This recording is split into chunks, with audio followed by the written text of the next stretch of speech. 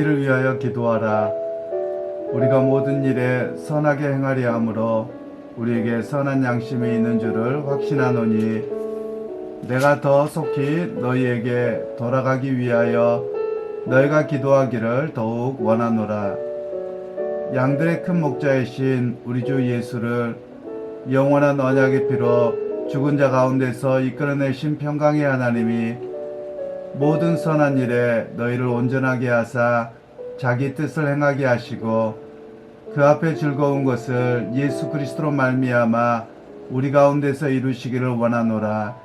영광이 그에게 세세 무궁토록 있을지어다. 아멘. 형제들아, 내가 너희를 권하노니 권면의 말을 용납하라. 내가 간단히 너희에게 썼느니라. 우리 형제 디모데가 놓인 것을 너희가 알라. 그가 속히 오면 내가 그와 함께 가서 너희를 보리라. 너희를 인도하는 자들과 및 모든 성도들에게 문안하라. 이탈리아에서 온 자들도 너희에게 문안하느니라. 은혜가 너희 모든 사람에게 있을지어다. 오늘 말씀은 구원의 기쁨을 회복해야 합니다 라는 제목으로 함께 말씀을 나누겠습니다. 오늘 이제 18절에서 19절 말씀에는 내가 너희에게 이 히브리서를 쓴 모든 일들이 하나님의 선한 양심과 선한 일을 위해서 쓴 일이다, 이런 이야기를 밝히고 있습니다. 그러면서 예수 그리스도의 복음을 바르게 전하는 것이 선한 일이요 착한 일인 것을 이야기합니다. 그러면 왜 그러냐면 자주 말씀드린 것처럼 당시에 유대주의로의 회귀 현상이 강하게 일어났습니다. 그런 가운데서 바른 믿음 가운데 예수 그리스도를 통해서만 은혜로 구원을 받은 것을 너희가 분명히 확신하고 그 선한 일을 증거하는 일에 바로 너희가 함께 하기를 원한다, 이런 이야기를 여기에서 다루고 있습니다. 그러면서 이제 결국 본인에 대한 이야기를 하면서 어떤 이야기를 하냐면 내가 너희에게 이렇게까지 열심을 내어서 기록하고 있고 또 전하고 있는 이유가 무엇이냐, 누구와의 겨루기 위해서 또는 자기의 입지를 곤고하게 하기 위한 것이 아니라 오직 복음만을 위한 일이다 라고 이야기를 합니다. 그러면 우리가 좀 정황을 살펴보면 이럴 수 있습니다. 당시에 이 히브리서라고 썼던, 제가 처음에 이렇게 설명을 드렸을 텐데요, 일반적으로 이때 당시에는 히브리인들이다라는 표현을 사용하지 않았습니다. 이때 당시에는 유대인들이라고 썼고요. 보통 히브리인들이라고 쓰여질 때는 이스라엘 백성들이 출애굽할 때 애굽에서 그들을 가리켜서 히브리인들이라고 쓰고 있었을 뿐이고 히브리인들이라는 말을 일반적으로 사용하고 있지 않았습니다. 그러면 히브리서 기자가 일부러 히브리서라고 이야기를 쓰고 있는 이유는 바로 이스라엘 백성들의 출애굽 사건부터 기억하게 하면서 너희들 하나님께서 구원하신 백성이었다라는 의미를 사용하고자 바로 히브리인들이라고 히브리서라고 사용한 것으로 추측해 볼 수 있습니다. 그런 가운데서 어떤 이제 유대주의로 회귀가 일어나면서 사람들에게 여러 파가 생긴 것 같습니다. 그러면서 하는 이야기가 히브리서 기자가 누군지는 잘 알려지지 않았습니다만 굉장한 영향력이 있었던 저자로 이야기를 합니다. 그래서 아마도 많은 사람들이 추측하기를 사도 바울일 가능성이 가장 높다, 이렇게 이야기를 하곤 합니다. 그런 가운데서 사람들이 시기와 질투가 있죠. 그러면서 하는 이야기가 유대인들 중에 아마도 이 히브리서 기자가 자기의 입지를 좀 공고하려고 이렇게 쓰는 거 아니냐, 이런 말들이 많이 있었던 것으로 추측을 할 수 있습니다.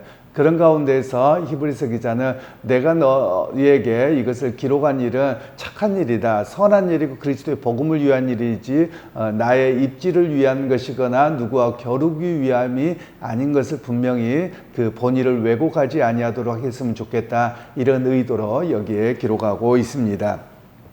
그리고 이제 20절에서 21절 말씀에는 이제 송영이라고 하는데요. 송영이라는 말은 마지막 글을 쓰면서 하나님께 영광을 올려지는 그런 이야기를 합니다. 마치 우리 예배 시간에 성가대가 처음에 예배로의 부름을 하고 나면 하나님의 이름을 찬양합니다. 이런 것을 송영이라고 이야기를 합니다. 그런데 이 송영과 관련돼서 이 20절과 21절 말씀에는 교회에서 축도로도 사용이 됩니다. 어떨 때 축도로 사용되냐면 일반적으로 성찬식을 행하고 나서 가장 많이 사용되어지는 축도입니다. 우리가 축도를 보통은 여러 가지가 있는데 우리는 보통 한국교회가 하나만 사용하고 있습니다만 이 또한 히브리서 여기에 20절로 21절 말씀도 바로 그러하다라는 것을 이해할 필요가 있겠고요. 조금 더 자세하게 본문을 살펴보면 양들의 큰 목자이신 우리 주 예수를 이렇게 이야기하죠. 결국은 큰 목자다라는 개념을 우리가 잘 이해할 필요가 있는데요.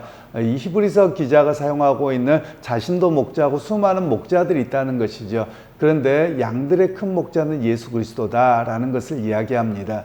우리가 목자라는 개념에 대한 이해를 좀 잘 할 필요가 있겠는데요.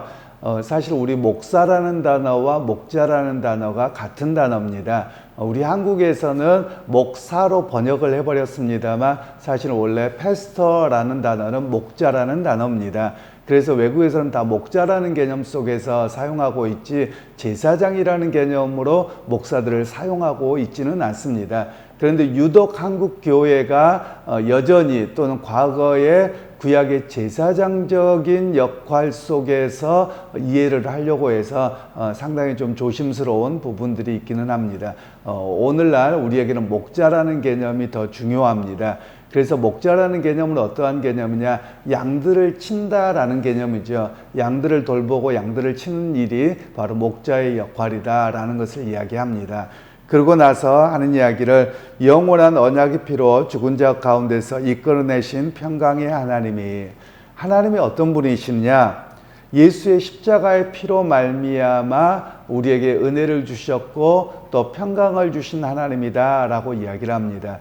그러면서 언약의 피로라고 말씀하죠. 이 언약의 피라는 말은 구약에서부터 계속되어진 하나님의 언약의 갱신을 이야기합니다. 그래서 그 언약의 갱신이 어디에서 이루어졌느냐? 예수님의 십자가의 보혈로 말미암아 온전한 갱신이 이루어졌다라는 것을 여기에서는 이야기를 하고 있습니다. 그리고 하나님께서는 즉 자신의 백성들을 심판하거나 어떤 원수를 맺기보다도 오히려 평강의 하나님, 샬롬의 하나님이라는 말씀을 이야기를 합니다. 즉 그들이 언제든지 돌아오기만 하면 용납하여 주시고 그들을 주의 전으로 이끌고 하나님의 백성으로 삼기를 기뻐하시는 하나님이다 라는 사실을 여기에서 이야기를 하고 있습니다. 그리고 이제 모든 선한 일에 너희를 온전하게 하사 자기의 뜻을 행하게 하시고, 여기서 성경에 자주 나오는 표현인데요. 온전하다라는 단어를 잘 이해할 필요가 있겠습니다. 완전이라는 말과 온전이라는 말은 달라요. 온전이라는 말은 구비하다 이런 단어를 가지고 있습니다. 어떤 것을 갖추다, 구비하다, 훈련하다 이런 뜻을 가지고 있습니다. 마치 우리가 집에 살림을 하려면 다 가구를 갖추어야 되잖아요. 다 필요한 것들을 다 채워넣어야 되잖아요. 바로 그런 경우의 단어를 쓰는 것이 여기서 온전하다라는 단어로 사용을 하고 있습니다. 그러면서 오늘 여기에서 말씀하고 있는 것은 결국 하나님께서 당신의 백성들을 훈련시키고 구비하고 온전하게 해서 선한 일, 착한 일을 행하게 하신다라는 것을 이야기합니다. 그러면 여기서 모든 선한 일이란 말은 복음을 위한 일입니다. 물론 밖에 직접 나가서 복음을 전하는 일도 될 것이고 또 자기가 묵묵히 인내하고 참음으로 해서 어떤 일을 행하는 모든 일들을 선한 일이다. 즉 하나님께 선한 일인 것을 이야기를 합니다. 그래서 하나님께서 오늘 우리의 삶도 되돌아볼 필요가 있습니다. 그래서 교회를 이런 이야기를 합니다. 교회를 보통 이야기를 할 때 여러 가지 표현을 합니다. 교회는 종합병원이다 라고 말하기도 하고요. 또 때로는 교회는 군대의 훈련소와 같다라고 이야기를 합니다. 보통 종합병원이라고 이야기를 할 때는 수많은 사람들이 세상에서 상처받고 힘들고 와서 교회 와서 회복되어야 될 사람이라는 개념 속에서 교회를 종합병원과 같다라고 말을 하기도 하고요. 또는 훈련소라고 이야기를 할 때는 오늘 본문에서 온전하게 하여 즉 잘 구비하고 잘 갖추어서 세상 속에서 승리하도록 내보내야 될 역할이 교회의 역할입니다. 그래서 교회라고 하는 것은 훈련소다라는 개념으로 이야기를 하고 있는 것이죠. 그러면 그런 의미에서 목사와 교육자들은 어떤 역할들이냐? 사실 훈련소 조교와 같은 역할입니다. 그런 면에서 오늘 우리가 교인들 가운데도 좀 이해를 할 필요가 있습니다. 교인들이 너무 자기 주장과 자기 편함만을 이야기합니다. 그런데 여러분, 그러면 훌륭한 군인이 되지 못합니다. 영적인 군인이 되기 위해서는 훈련소 조교의 명령을 잘 따라야지만 좋은 군인이 되는 것처럼 교역자들의 어떤 말씀과 훈련과 교회 여러 가지를 통해서 온전한 영적인 군사로 거듭나야 될 부분이 있음을 오늘 우리에게는 적용할 수 있는 내용입니다. 그리고 나서 이제 그 앞에 즐거운 것을 예수 그리스도로 말미암아 우리 가운데서 이루시기를 원하노라. 즉 하나님이 기뻐하신 것을 온전하게 이루기를 원한다라는 이야기를 합니다. 즉 우리의 목적이 무엇이냐라는 것을 다시 한번 생각을 하게 합니다. 우리가 소요리 문답 1번에 사람의 제일 되는 목적은 무엇입니까? 사람의 제일 되는 목적은 하나님을 영화롭게 하는 것과 영원토록 그를 즐거워하는 것입니다 라고 이야기합니다. 그런데 오늘 사람들의 모습을 보십시오. 예수를 안 믿는 사람은 물론이거니와 예수를 믿는다고 하면서도 불구하고 제일 즐거워하는 것이 오늘 내가 먹고 마시고 즐기자로 가고 있습니다. 사실 그리스도인들에게 가장 중요한 첫 번째는 하나님을 즐거워하고 영원토록 그의 영광을 드러내는 것이 우리의 목적이어야 함을 다시 한번 말씀하고 있습니다. 그러면서 자기 만족이나 자기 편안함에 머무르려고 해서는 아니 됩니다. 교회 또한 마찬가지입니다. 여기가 좋사오니 하고 머물러 있는 것이 아니라 끊임없는 변화가 있어야 되고 사역을 이루고자 하는, 하나님을 기쁘시게 하는 사역을 이루고자 하는 일에 날마다 정진해야 됨을 우리에게 말씀을 합니다. 사실 교회라고 하는 것은 그냥 안주하는 곳이 아니라 복음을 전하고 훈련하는 바로 훈련소이고, 어찌 보면 가장 최일선에서 있어야 될 역할들을 바로 이야기하고 있는 내용입니다. 그리고 22절에서 23절 말씀에는 이제 권면의 말을 간단하게 쓰고 있으면서 또 디모데가 놓인 것을 알라, 그가 속히 오면 내가 그와 함께 가서 너희를 보리라, 이렇게 이야기를 합니다. 여기에서 이야기하고 있는 내용들은 아마 이제 디모데가 바울과 같이 갇혔다가 풀려나는 사건을 이야기를 한 것 같습니다. 그러면서 그가 이제 풀려났기에 그와 함께 가서 보겠다라는 말은 당시에 유대인들에게 있어서, 유대인 그리스도인들에게 디모데는 굉장히 존경을 받는 지도자였습니다. 왜냐하면 디모데는 그의 어머니가 외할머니부터 유대인이었기 때문에 그가 유대인이었거든요. 그리고 그가 성경을 잘 알고 있었습니다. 그래서 그와 함께 가서 너희가 그 구약적으로 회개하려고 하고 있는 그런 상황을 바로 그와 함께 가서 너희에게 바르게 가르치고 이끌어가겠다, 이런 이야기를 여기에 의미를 갖고 있습니다. 그러면서 여기에서 너에게 권면하기를 원한다 라고 할 때 권면이라는 단어를 잘 이해할 필요가 있습니다. 보통 권면이라고 하면 우리가 교회 안에서 중직자들, 그 임직식 때 목사님들 권면이 있습니다. 그런데 이 권면이라는 뜻에는 이런 의미를 갖고 있습니다. 하나는 위로와 격려라는 말이 담겨져 있기도 하고요. 그리고 또 하나는 설교라는 의미도 담겨져 있습니다. 즉 그들을 훈련시키고 그들을 격려해서 세상 가운데서 승리하도록 하는 바로 설교의 메시지가 있다, 이런 의미로 바로 격려라는 단어를 여기에서 권면이라는 말을 사용하고 있습니다. 그리고 이제 24절에 너희를 인도하는 자들과 모든 성도들에게 문안하라, 이렇게 문안 인사를 하고 있는데요. 즉 그러면서 이탈리아에서 온 자들도 너희에게 문안한다 라고 이야기를 합니다. 그러면 정확하게는 좀 알기는 어렵지만 여기에 있는 유대주의자들과 히브리서의 수신자들이 대체적으로 로마 쪽에 있었던 사람이지 않을까라는 추측을 여기에서 해볼 수 있습니다. 정확하게는 잘 모릅니다. 그런데 왜 그러냐면 이탈리아가 어디입니까? 로마가 있는 반도를 이야기하죠. 그래서 이탈리아에서 온 자들이 너에게 문안한다라는 말은 너희와 함께 있었던 자들이 지금 우리에게 함께 와 있는데 그들이 너희에게 문안을 한다, 이렇게 이야기를 합니다. 그러면서 하는 이야기가 무엇이냐, 우리가 복음을 전하고 했던 모든 일들은 우리가 복음의 교제 가운데 있는데 너희가 왜 자꾸만 유대주의로 회귀하면서 우리에게서 떠나가려고 하느냐, 그러지 말고 너희에게서 왔던 자들도 우리와 함께 복음으로 하나가 되고 교제하고 있어서 그들도 너희에게 인사를 한다, 이런 의미로 말씀을 하고 있습니다. 그리고 이제 25절의 말씀에는 은혜가 너희 가운데 너희 모든 사람에게 있을지어다 이렇게 말씀합니다. 여기서 은혜라는 단어에 우리가 좀 집중하고 제가 제목을 잡았었는데요. 은혜라는 말의 원래 뜻은 여기 기쁨이라는 단어에서 나옵니다.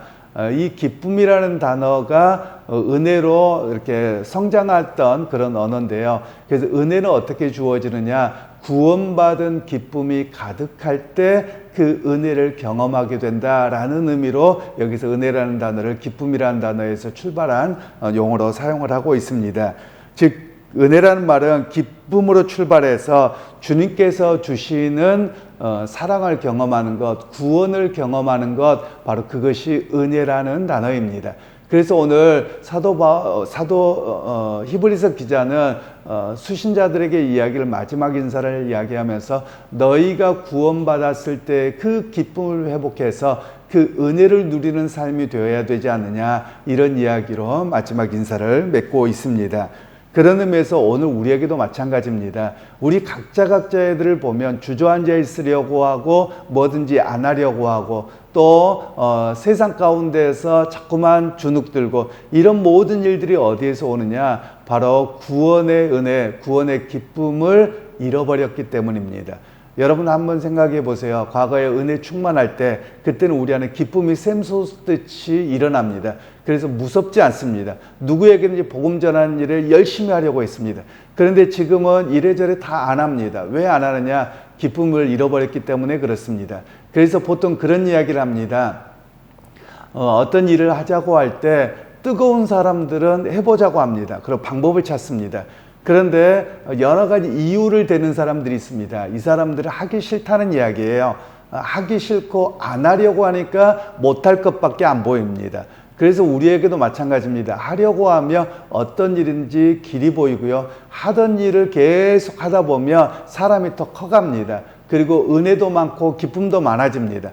그러기에 여러분 우리가 해야 될 일들이 있습니다. 믿음 생활하고 교회 공동체 생활을 할 때 가장 먼저 해야 될 것은 하나님 내게 구원의 기쁨을 허락하여 주시고 그 구원의 기쁨으로 섬기고 헌신하고 주님의 사역을 감당하게 하옵소서. 그것이 오늘 우리가 이 아침에 기도하고 다짐해야 될 일인 줄 압니다. 그래서 여러분 각자에게 혹시 구원의 기쁨을 잃어버리고 있다면 오늘 이 시간을 통해서 구원의 기쁨이 회복되기를 소원합니다. 그래서 그 회복됨으로 세상을 향해서도 승리하기를 원하고 또 교회 안에서의 여러 가지 사역들도 감당하시기를 주님의 이름으로 축원합니다.